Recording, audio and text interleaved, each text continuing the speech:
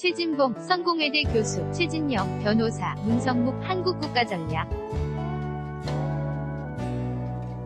연구원 센터장 앵커 지방선거가 여당의 압승으로 끝나면서 야권은 당 추스를 기에 나섰지만 쉽지 않아 보입니다. 제1야당인 자유한국당은 중앙당 해체수 중이 쇄신을 하겠다고 발표했는데요. 당내 갈등과 불만은 수그러들지 않고 있습니다. 최진봉 성공회대 교수, 최진영 변호사와 함께 이 내용 자세하게 짚어보겠습니다. 어서 오십시오. 인터뷰 안녕하십니까? 앵커 지방선거 선패 이후의 수습 방안을 놓고 갈피를 못 잡았던 자유한국당 오늘 안을 내놨는데 반응은 어떨까요? 키워드 보시죠. 당 수습책을 두고 일단 뭘 내놔야 하는데 중앙당 해체 카드를 꺼내 들었습니다. 인터뷰 그렇습니? 다 백가쟁명 아마 지금 한국당의 내부적인 상황을 표현을 한다면 그단 어로 얘기가 될 텐데 어쨌든 그와 같은 모든 사람들이 자기의 목소리를 는 상황 속에서도 김성태 전 원내대표, 실질적인 당을 대표 직무대행이 놓은 안이 바로 당을 해체한다는 것이 아니고 중앙당을 해체한다는 그런 용 같은데요. 아시다시피 당 같은 경우에는 중앙당이 있고 거기에 당대표, 비서실 그리고 또 정책팀, 홍보팀 그리고 외곽으로 여의도연구원 이런 규모가 있는데 전체적으로 이와 같은 중앙당의 당직자들이 대략 한 200 물결표 300명 정도 되는 것으로 알고 있습니다. 그런데 그 중에서 이 모든 기능을 대부분 해체하고 그중 10분 위 1 정도로 중앙당직을 적게 한 다음 실질적으로 지역구를 중심으로 해서 원내에 있는 위원들 중심으로 당을 운영한다는 내용인데요. 말은 길게 했습니다마는 가장 큰 핵심은 지금까지 선거에서 공천권을 중앙당에서 행사를 했는데 그와 같은 공천권을 중앙당에서 놓고 각 지역에 어떻게 보면 자의에 맡긴다는 그게 가장 큰 정치적 합리가 있습니다. 문제는 이와 같은 것을 함에 있어서 그와 같은 권력을 누가 당신한테 맡겼느냐라고 하면서 이와 같은 원내 정당 위주로 가는 것 중 당당 해체 이런 것을 독단적으로 결정할 것이 아니고 이 부분을 위원총회나 이런 것들의 여론을 합쳐서 하자 이런 것 때문에 오히려 안을 냈지만 그걸로 인해서 또 내부적인 파장이 있는 그런 상황 같습니다. 앵커 그러니 국가 재선 의원들 같은 경우에는 일단 위원총회부터 열자 이겁니다. 진단이 있고 처방이 있을 텐데 지금 처방부터 나왔다라는 거예요. 여기에 대한 지금 불만이 내부에서도 나오고 있는 거죠. 인터뷰 그렇죠. 내부에서 나오게 되니까 사실 이런 모습이 국민들이 볼 때는 내부 갈등, 내홍으로 보이지 않겠습니까? 그게 과연 자유한국당에 도움이 될 거냐 저는 아니라고 봐. 물론 의견이 여러 가지 분분할 수 있고 다양한 의견이 나올 수 있겠죠. 그러나 중요한 것은 정말 국민들이 원하는 자유한국당의 변화의 수준이 뭐냐 하는 부분들을 잘 봐야 할 텐데 사실 자기들끼리 서로의 어떤 이익 때문에 서로 싸우는 모습으로 비춰지지 않겠습니까? 영상에 봤지만 김진태 위원 같은 경우 그런 태도를 보이는 것도 저는 바람직하지 않다고 보거든요. 물론 잘못된 부분이 있고 위견이 있다고 하면 적극적으로 의견을 표시하 는 것도 중요하고 치열한 논쟁과 토론이 있어야 한다고 생각해요. 다만 묘한 것은 자기들이 기득권을 내려놓는 게 가장 중요한데 그런 모습을 전혀 보이지 않고 있는 거잖아요. 예를 들면 자유한국당 위원들, 초선 중진을 다 합쳐서 모두 다 다음 총선에 출마하지 않겠다고 하든지 이런 획기적이 국민들이 볼 때 타당한 받아들일 수 있을 만한 그런 정도의 반성의 모습은 보이지 않고 저렇게 내부에서 또 싸우는 모습을 보여주니까 결국 저런 문제가 발생한다고 볼 수 있는데 위원총회를 열어도 제가 볼 때는 더 변화될 가능성이 더 높다고 보여져요. 앵커 그러면 지금 아까 최진영 사께서 일단 짚어주실 때는 중앙당 해체 이 수준은 무엇이냐, 공천권을 망당에서 내려놓겠다, 이런 뜻이라고 해석해 주셨는데요. 이게 맞는지 그렇다면 이게 적절한 처방인 건지 이것도 짚어주시죠. 인터뷰 영 변호사가 분석을 하셨는데 그럴 수는 있다고 봐요. 저는 그것까지 김성태 원내대표가 생각해서 한 것인지 아니면 김성태 원내대표, 지금은 이제 권한대행이죠. 중앙당 기능과 조직을 해체 수준으로 대폭 줄이겠다. 그러면 중앙당의 권한이나 역할을 내려놓고 그러면 자연스럽게 지방 쪽으로 갈 수 밖에 지역위원장한테 권한이 내려갈 수밖에 없는 구조는 맞는 것 같아요. 그런데 공천권까지 어떻게 할 것이냐는 발표를 안 했기 때문에 그게 실제 또 공천권에 영향을 미칠지는 좀 두고 봐야 될 거라고 생각이 되고요. 다만 이런 변화의 모멘텀을 만들려는 것은 원내대표로서 시도할 수 있는 부분이 라는 생각은 들어요. 다만 지금 말씀하신 것처럼 그렇다고 하면 당내 의견을 조율하는 작업들이 필요하다고 들고요. 물론 그렇게 했을 때는 또 반발이 있을 수밖에 없어요. 어떤 형태로든 지금 현재 기득권을 누리고 있는 남들 입장에서는 본인들의 기득권을 놓은 것에 대해서 불안함을 가지고 있지 않겠습니까? 그래서 아마 뭐랄까요? 본인의 입장에서 할 수 있는 방법이 이거밖에 없다고 해서 얘기한 것 같은데 조율이 안 되다 보니까 결국 당 내에서 반발이 나온 것이기 때문에 일정 부분은 아까 말씀드린 것처럼 당내 위 치열한 토론과 논쟁이 먼저 있어야 한다고 생각해요. 어떤 방법이 가장 바람직한 방법일까에 대해서 일정 부분에 대해서 토의하고 그 다음에 공식적으로 발표하는 게 필요하다는 생각은 듭니다. 앵커 화면에서 보였듯이 가 잘못했습니다라는 팻말을 걸고 무릎을 꿇었는데 그런데 무엇을 잘못했습니? 다가 빠졌다는 지적도 있습니다. 인터뷰 초등학생도 그와 같은 의문을 제기하지 않을 수밖에 없는 것 같은데요. 실제로 지난번 4.13 총선 그러니까 2016년 4.13 총선에서 졌을 때도 국민들 앞에 무릎을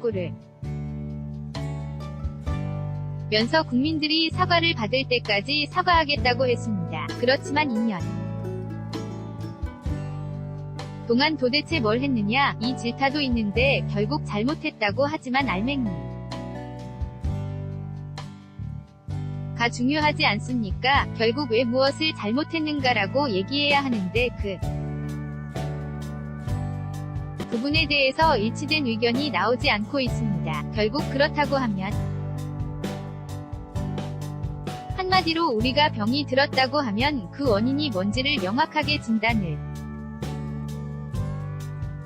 해야 그에 따른 어떤 대응이 나오는 것 같은데 명확한 진단에 대한 확실한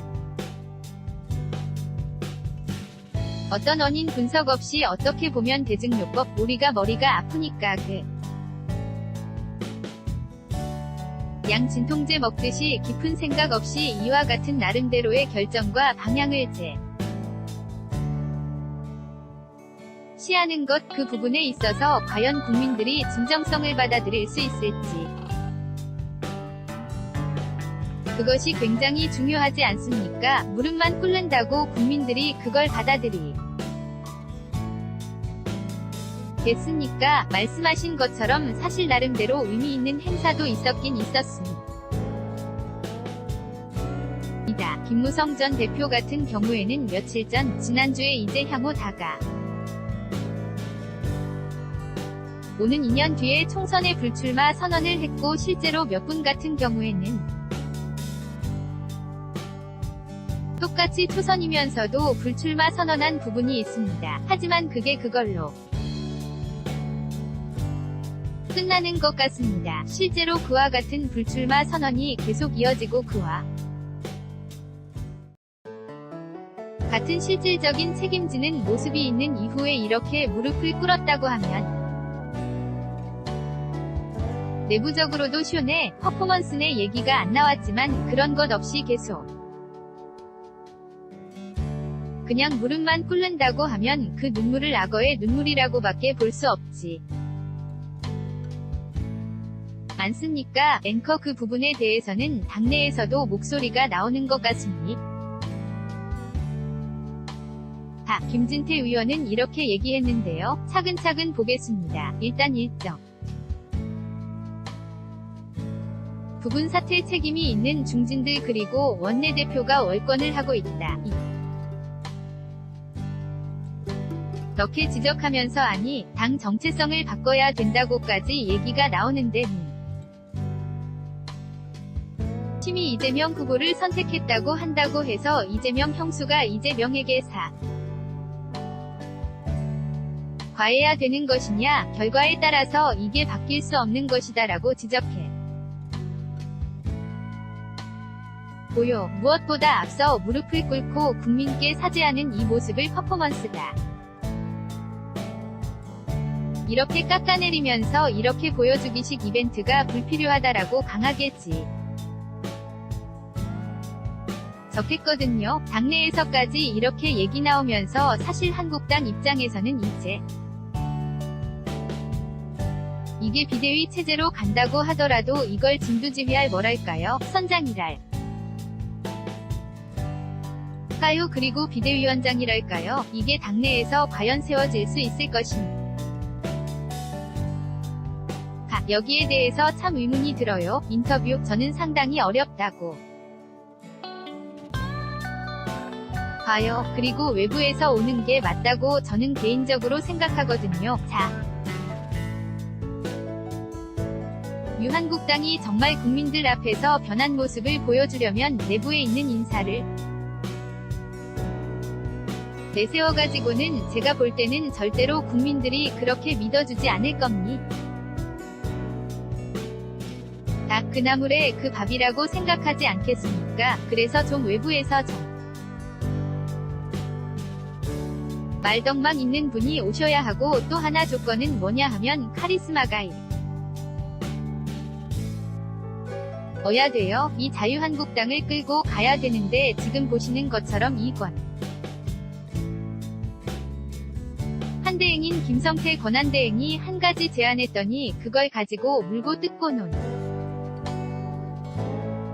아니 많은 것을 보면 이걸 한꺼번에 누를 수 있는 카리스마를 갖고 있는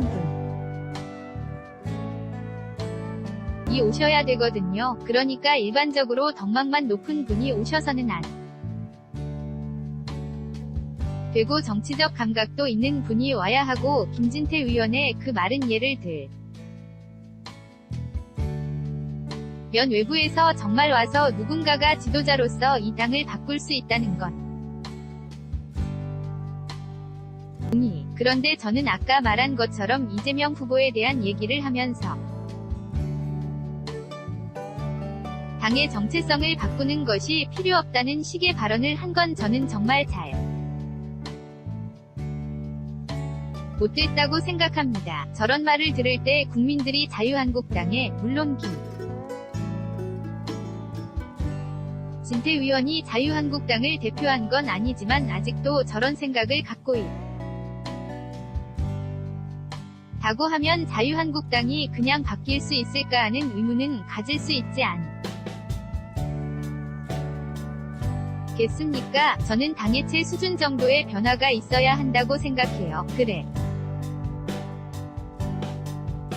야 국민들의 지지를 얻지 않겠어요? 보수까지 돌아섰다고 하면 보수들이 볼 때는 이 자유한국당의 지금 행태로는 안 된다고 하는 건데 김진태 의원은 지금 하는 얘기를 들어보면 지금 그대로 가도 정체성에는 별 문제가 없다 고 얘기하는 것 아니겠어요? 저런 사고방식을 가지고 어떻게 자유한국당이 변화가 될 수 있겠습니까? 저는 저런 발언 자체가 결국은 국민들에게 또 실망을 주고 사과를 100번 한들 신뢰성이 떨어지는 그런 요소로 작용하기 때문에 저런 말은 안 하시는 게 좋을 거라는 생각이 듭니다. 앵커 그런데 외부에서 어르신을 모셔온들 국민들이 공감을 할까요? 우리들이 그래도 새 로보는 모습은 아니잖아요. 인터뷰. 그렇습니다. 한마디로 한국당의 링크는 누구일까? 저는 이렇게 말씀드리고 싶은데요. 2000년대 초반 2년 월드컵이 됐을 때 한국 축구가 골머리를 앓았지 않습니까? 전형적인 지역주의, 어떻게 보면 출신 대학교에 따른 어떻게 보면 중용, 이런 문 제가 있었는데 외부에서 히딩크를 데리고 왔습니다. 처음에는 5대0 이런 경기가 계속 이어졌습니다마는 나름대로 최선을 다한 경기가 2002 월드 컵에서 4강이 신화를 이뤘습니다. 그런 것도 지금 어떻게 보면 한국당에도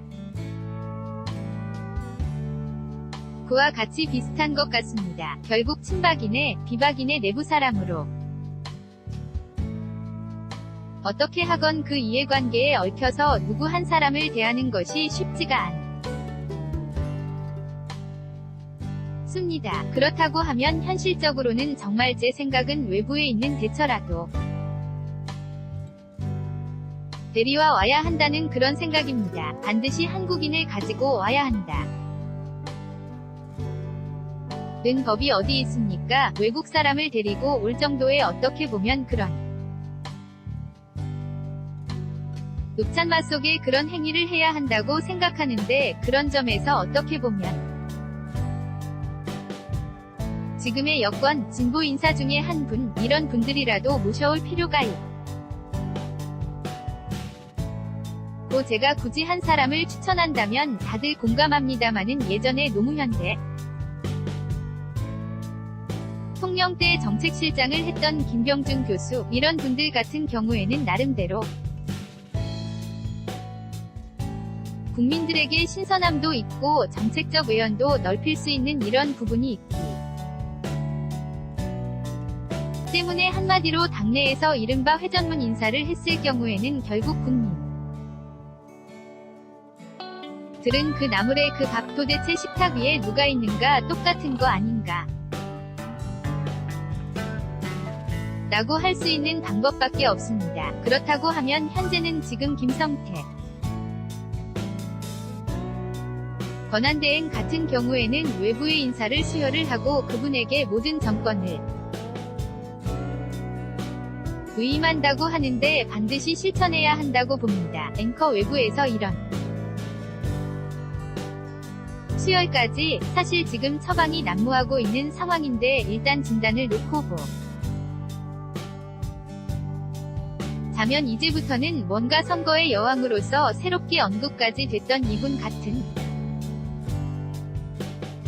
경우 초기의 선거 승리 이후에 표정 관리하다가 이런 진단을 내놓았습니다. 한번 들어보시죠. 추미애 더불어민주당 대표 이른바 닭반. 닥치고 반대위 야당 인상 짙은 각인 이런 것들이 패인이 아닌가. 패인은 외부에 있는 게 아니고 스스로 야당 내부 안에 있고요. 특히 최근에 남북 북미 정상회담에 대한 기대는 보수, 진보를 떠나서 다 높았거든요. 그런데 과거의 냉전 보수의 입장에서 한 발짝도 움직이지 않았다 는 것들이 요즘 애들 하는 말로 꼰대 정당처럼 보였던 거죠. 앵커.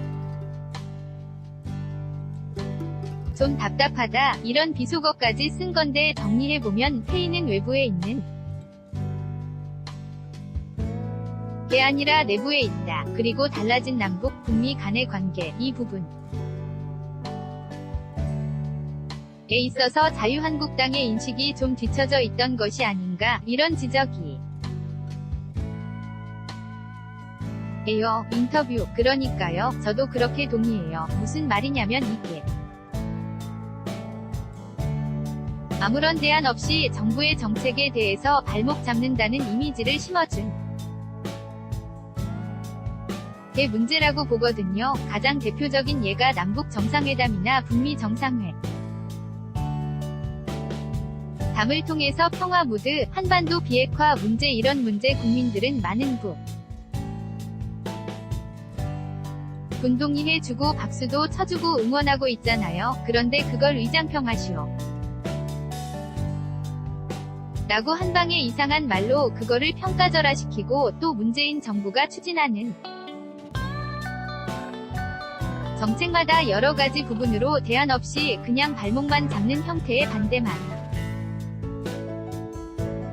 해왔기 때문에 국민들 입장에서는 정말 대안을 제시하면서 그런 문제를